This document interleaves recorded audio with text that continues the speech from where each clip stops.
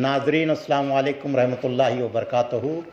कुतुब दक्कन हज़रत मखदूम अलाउद्दीन अंसारी अल मारूफ व लाडले मशाइख अंसारी रहमतुल्लाहि अलैह की विलादत बसआदत 30 रबीउल सानी 720 सने हिजरी 1298 ईस्वी में केलू खड़ी में हुई, जबकि 27 रजब 777 सने हिजरी 1355 सने ईस्वी में आपका विसाल मुबारक अलंद शरीफ ज़िला गुलबर्गा कर्नाटक में हुआ।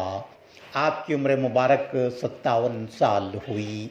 हज़रत लाडले मशाइख अंसारी रहमतुल्लाहि अलैह के वालिद बुजुर्गवार का नाम हज़रत फ़खरुद्दीन अंसारी और वालिदा मोहतरमा का इसमें गिरामी बीबी रानी कुर्द है।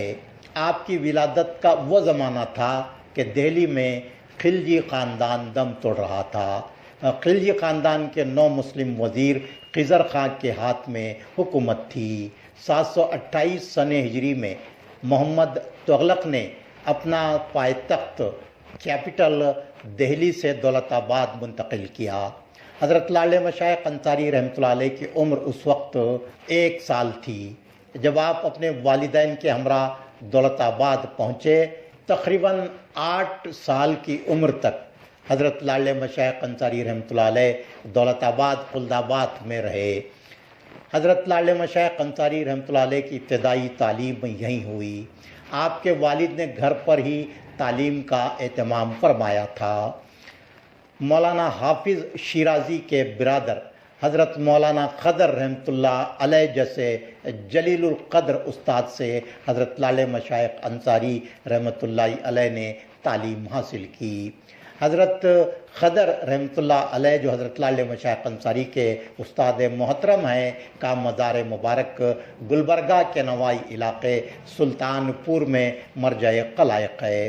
हज़रत अलाउद्दीन अंसारी का लक़ब लाडले मशाइख है। आप मशाइखीन के बहुत लाडले थे और हर दिल अज़ीज़ थे।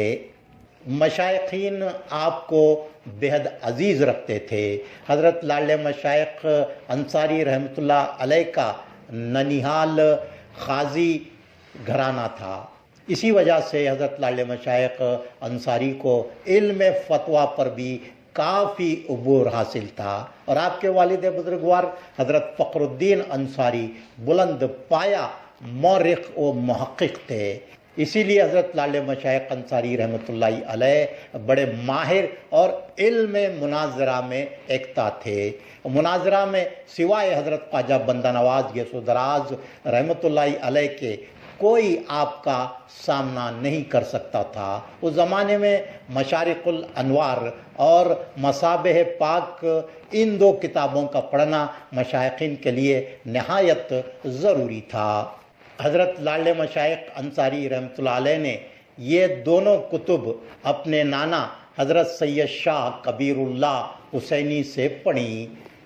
उन दिनों हज़रत लाडले मशाइख अंसारी बहुत मशहूर हुए लाडले मशाइख के नाम से।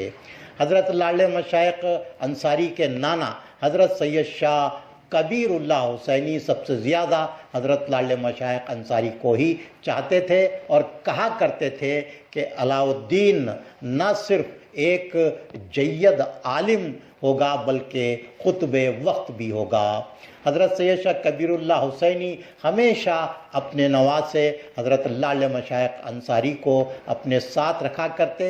यही वजह थी कि दौलताबाद खुल्दाबाद के मशाइखीन सूफ़े-उज़्ज़ाम को हज़रत लाडले मशाइख अंसारी रहमतुल्लाह अलैह से बड़ी उल्फत और उनसियत हो गई थी। हज़रत सैयद शाह कबीरुल्लाह हुसैनी अपने नवासे को मशाइखीन उस सूफ़े-उज़्ज़ाम की मजालिस में ले जाया करते थे। किसी दिन हज़रत सैयद शाह कबीरुल्लाह हुसैनी हज़रत लाडले मशाइख अंसारी को लाना भूल जाते तो तमाम मशाइखीन और सूफिया बड़ी बेचैनी और बहुत ही इश्तियाक़ के साथ हज़रत लाडले मशाइख अंसारी को याद करते। एक रोज़ का वाक़या है कि हज़रत सैयद शाह कबीरुल्लाह हुसैनी रहमतुल्लाहि अलैह अपने नवासे हज़रत लाडले मशाइख अंसारी को हज़रत मौलाना शमसुद्दीन नक्शबंदी की खानक़ाह ले गए। اپنے نواز سے حضرت لاڈلے مشائخ انصاری کو حضرت مولانا حسن الدین نقشبندی کی خانقاہ لے گئے۔ اس وقت محفل میں مشائخین میں سے حضرت قاضی علیم الدین وجہو نے حضرت علاء الدین انصاری کو والہانہ طور پر بڑے ہی پیار و شفقت انعماق سے اٹھا کر اپنی گود میں بٹھا لیا اور پیار کرنے لگے۔ یہ دیکھ کر حضرت مولانا حسن الدین نقشبندی نے تبسم فرما کر مسکراتے ہوئے کہا کہ اے علاء الدین، تو مشائخین کا بڑا لاڈلا بن گیا ہے۔ جب یہ ساری کیفیت حضرت سید شاہ کبیر اللہ حسینی نے گھر جا کر سنائی تو سبھی نے اس لقب کو بہت پسند کیا۔ تب سے حضرت مخدوم علاء الدین انصاری رحمۃ اللہ علیہ لاڈلے مشائخ پکارے جانے لگے اور اسی لقب سے مشہور ہوئے۔ حضرت لاڈلے مشائخ انصاری رحمۃ اللہ علیہ کو بچپن سے ہی صوفیہ کی صحبت کامل حاصل تھی، اسی لیے آپ تصوف کی طرف مائل ہوئے۔ آپ حضرت خواجہ نظام الدین محبوب الہی رحمۃ اللہ علیہ سے بیعت کرنے کا ارادہ رکھتے تھے، لیکن حضرت نظام الدین محبوب الہی کا وصال ہو چکا تھا۔ جب حضرت لاڈلے مشائخ انصاری رحمۃ اللہ علیہ حضرت نظام الدین محبوب الہی کے خلیفہ حضرت خواجہ پیر نصیر الدین چراغ دہلوی رحمۃ اللہ علیہ کی خانقاہ پہنچے تو آپ کی بھی عمر ہو چکی تھی اور آپ نے بیعت کا سلسلہ موقوف کر دیا تھا، لیکن حضرت لاڈلے مشائخ انصاری کے ذوق اور طلب کو دیکھتے ہوئے حضرت پیر نصیر الدین چراغ دہلوی نے حضرت لاڈلے مشائخ انصاری کو داخل ارادت کر لیا اور اس وقت محفل میں بیٹھے کسی ایک صاحب کو سلوک کی تعلیم مکمل کرنے کے لیے منتخب کرنے کی حضرت لاڈلے مشائخ انصاری کو ہدایت دی۔ اس وقت محفل میں حضرت لاڈلے مشائخ انصاری کے کالا زاد بھائی حضرت خواجہ بندہ نواز گیسو دراز رحمۃ اللہ علیہ بھی تشریف فرما تھے۔ حضرت لاڈلے مشائخ انصاری نے حضرت خواجہ بندہ نواز گیسو دراز کو منتخب کرنے کا دل میں ارادہ کیا، لیکن پیر و مرشد کے استفسار پر عجلت میں آپ نے حضرت خواجہ بندہ نواز رحمۃ اللہ علیہ کا اسم گرامی لینا بھول گئے اور کہا کہ ان کو جن کے گیسو دراز ہیں۔ حضرت خواجہ بندہ نواز گیسو دراز رحمۃ اللہ علیہ کے گیسو دراز مشہور ہونے کی ایک وجہ حضرت لاڈلے مشائخ انصاری بھی ہیں، جنہوں نے آپ کو گیسو دراز کہہ کر مخاطب کیا۔ منازل سلوک طے کرنے کے بعد حضرت لاڈلے مشائخ انصاری رحمۃ اللہ علیہ کو حضرت پیر نصیر الدین چراغ دہلوی نے خلافت سے سرفراز فرمایا اور دکن کی طرف دعوت و تبلیغ کے لیے روانہ فرمایا۔ حضرت لاڈلے مشائخ انصاری رحمۃ اللہ علیہ حضرت خواجہ بندہ نواز سے قبل گلبرگہ تشریف لائے۔ حضرت لاڈلے مشائخ انصاری 761 سنہ ہجری میں دکن کے علاقے الند میں تشریف لائے، جبکہ حضرت خواجہ بندہ نواز گیسو دراز رحمۃ اللہ علیہ 802 سنہ ہجری میں گلبرگہ تشریف لائے۔ حضرت لاڈلے مشائخ انصاری رحمۃ اللہ علیہ نے اپنے پیر و مرشد حضرت خواجہ نصیر الدین محمود چراغ دہلوی رحمۃ اللہ علیہ کی ہدایت کے مطابق گلبرگہ پہنچ کر سب سے پہلے شیخ دکن حضرت شیخ سراج الدین جنیدی رحمۃ اللہ علیہ سے شرف ملاقات حاصل کیا اور آپ ہی کی ہدایت پر الند شریف کو اپنا مسکن بنایا۔ الند شریف میں حضرت لاڈلے مشائخ انصاری رحمۃ اللہ علیہ نے 16 سال تک مسند رشد و ہدایت پر فائز رہ کر مخلوق خدا کی دلجوئی فرمائی، مخلوق خدا کی رہنمائی فرمائی۔ حضرت خواجہ بندہ نواز گیسو دراز رحمۃ اللہ علیہ سے حضرت لاڈلے مشائخ انصاری رحمۃ اللہ علیہ کے نہایت دیرینہ قریبی روابط تھے اور حضرت لاڈلے مشائخ انصاری کو حضرت خواجہ بندہ نواز گیسو دراز رحمۃ اللہ علیہ سے غیر معمولی محبت و انسیت تھی۔ حضرت خواجہ بندہ نواز اور حضرت لاڈلے مشائخ انصاری کے خالہ زاد بھائی تھے، اور حضرت لاڈلے مشائخ انصاری رحمۃ اللہ علیہ حضرت خواجہ بندہ نواز گیسودراز رحمۃ اللہ علیہ کی وساطت معرفت سے ہی حضرت پیر نصیر الدین چراغ دہلوی رحمۃ اللہ علیہ سے بیعت فرمائی، اور خانقاہ میں دونوں ایک ساتھ رہا کرتے تھے، اور ان دونوں کی جوڑی، ان دونوں کی محبت و الفت مشہور ہوئی۔ حضرت خواجہ بندہ نواز گیسودراز رحمۃ اللہ علیہ جب گلبرگہ تشریف لائے تو آپ کا گزر الند شریف سے ہوا۔ حضرت خواجہ بندہ نواز گیسودراز رحمۃ اللہ علیہ نے حضرت لاڈلے مشائخ انصاری رحمۃ اللہ علیہ کے آستانے پر حاضری دی، تو اس وقت سارے الند میں جشن اور عرس کا ماحول بن گیا تھا۔ حضرت لاڈلے مشائخ انصاری رحمۃ اللہ علیہ کے 3 عرس منائے جاتے ہیں۔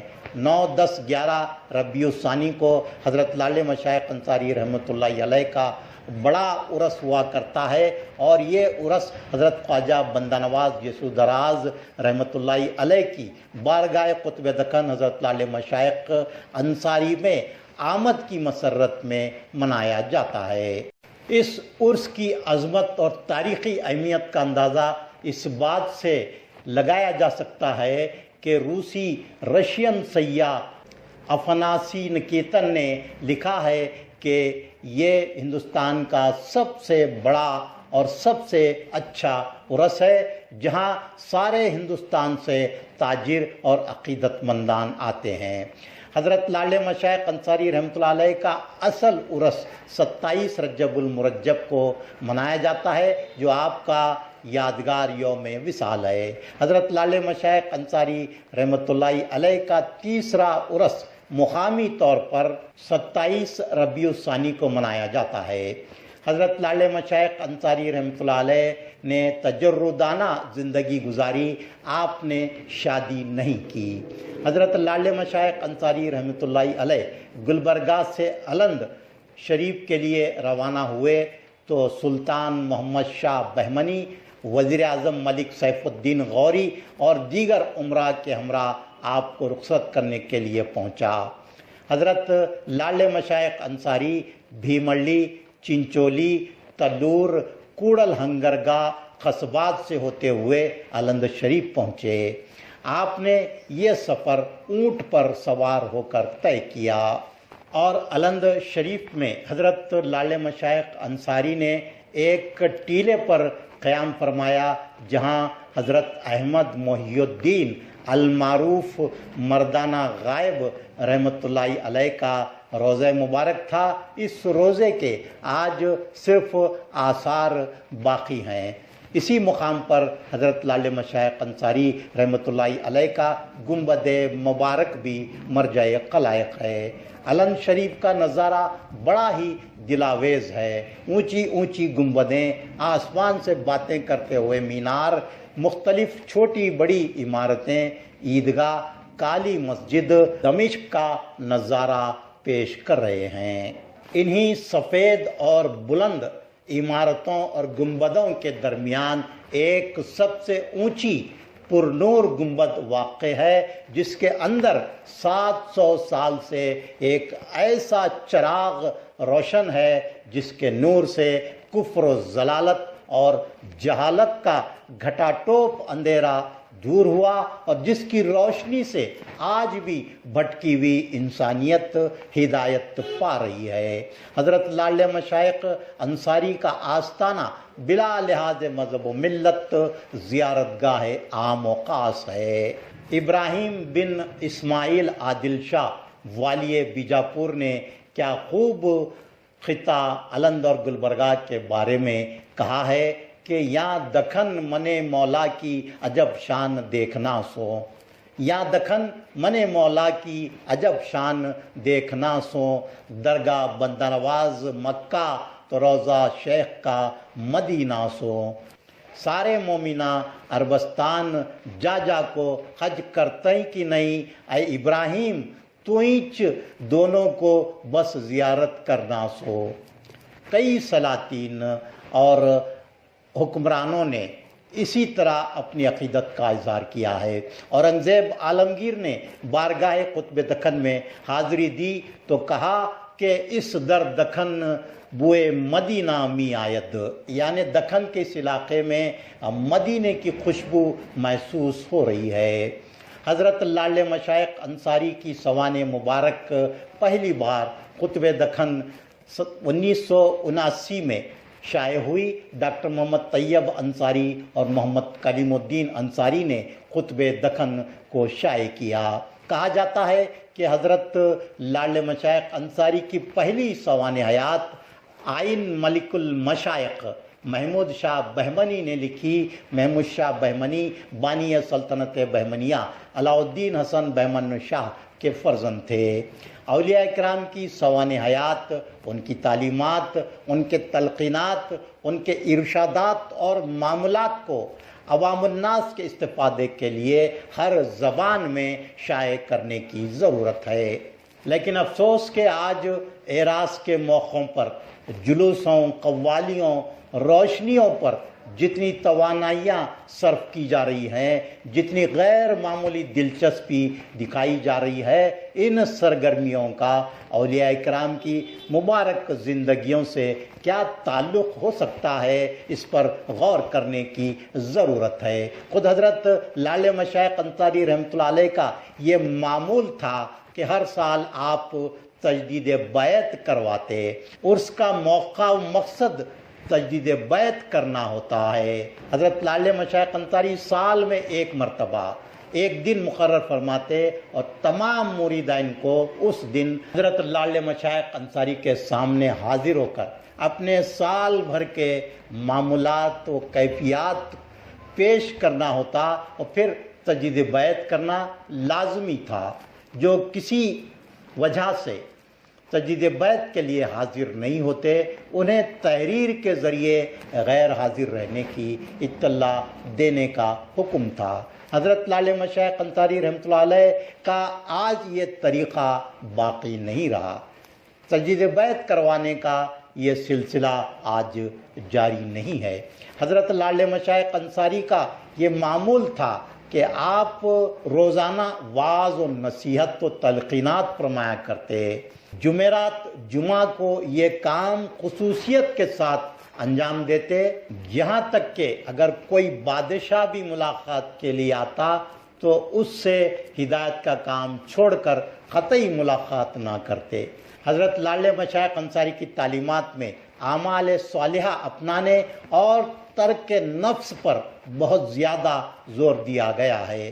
حضرت لاڈلے مشائخ انصاری رحمۃ اللہ علیہ فرماتے ہیں کہ سالک کے لیے دو چیزیں بہت اہم ہیں، ایک ترک نفس اور دوسری یاد الہی۔ اور گناہ زیادہ ہوں تو نفس پر سختی کرنا، مجاہدے کے ذریعے نفس کو قابو کرنا چاہیے۔ حضرت لاڈلے مشائخ انصاری رحمۃ اللہ علیہ نے زہد کے بارے میں بتایا، نفس کو دنیاوی لذتوں سے باز رکھنا، روکنا، یہ زہد ہے، یعنی تقویٰ ہے۔ حلال میں بھی شہوت و لذت کو ترک کرنا اعلیٰ درجے کا زہد و تقویٰ ہے۔ حضرت لاڈلے مشائخ انصاری رحمۃ اللہ علیہ نے یہ ہدایت اور تعلیم بھی دی ہے کہ سالک کو مہمان نواز ہونا چاہیے، اپنے کو چھوڑ کر باقی سب انسانوں سے محبت و الفت رکھنا چاہیے۔ سالک کو زمین کی مانند ہونا چاہیے کہ زمین کی خصوصیت یہ ہے کہ تمام غلاظت زمین پر ڈالی جاتی ہے تو یہی غلاظت پھری بن کر اگاتی ہے۔ حضرت لاڈلے مشائخ انصاری نے فرمایا کہ سالک کے لیے 3 علوم کا جاننا ضروری ہے۔ اول شریعت، جس میں اطاعت الہی و رسول پر سختی سے عمل ہو۔ دوم طریقت، جس میں اللہ کی طلب ہو۔ سوم حقیقت، جس میں دیدار الہی میسر ہو۔ سالک کے لیے دنیا دار اور بادشاہوں کے پاس جانا سختی سے منع ہے۔ حضرت لاڈلے مشائخ انصاری رحمۃ اللہ علیہ فرماتے ہیں کہ 3 حجابوں کے اٹھ جانے سے سالک کے لیے دین کے دروازے کھل جاتے ہیں۔ اول سلطنت لے کر، اقتدار لے کر، دولت لے کر خوش نہ ہونا۔ दुवम सब कुछ छीन लिए जाने पर गम न करना, सुवम किसी की तारीफ से खुश न होना। और हज़रत लाले मशाइख अंसारी रहमतुल्लाह अलैह बैत का मकसद, इरादत में दाखिल होने का मकसद ये बयान करते हैं कि दिल को ऐसी सुकूनत व इत्मीनान हासिल हो कि अल्लाह और उसके रसूल के सिवा किसी की चाहत उसमें बाकी ना रहे। ये इरादत का, ये बैत का, ये मुरीद होने का असल मकसद है। इन तालीमात पर अमल करने की तरगीब दिलाना ही उर्स मनाने का असल मकसद होना चाहिए। आज हम रस्मी होकर रह गए हैं, इसलिए हमारी ज़िंदगियों में कोई तब्दीली नहीं आ रही है। आज हम औलिया सूफिया इकराम के नाम लेवा हैं, लेकिन हम मुतासिर दूसरों से हैं। हम औलिया व सूफिया के तरीक़े को जानने की कोशिश नहीं कर रहे हैं और सिर्फ रस्म और रिवाज रिवायतों पर ही इक्तफा किए बैठे हैं। निकल कर खानखाहों से अदा कर रस्म शब्बीरी, निकल कर खानखाहों से अदा कर रस्म शब्बीरी के फ़ख्र खानखाही फ़ख्त इंदो दिलगिरी। तेरे दीन व अदब से आ रही है बुए रहबानी, तेरे दीन व अदब से आ रही है बुए रहबानी। यही है मरने वाली उम्मतों का आलम पीरी।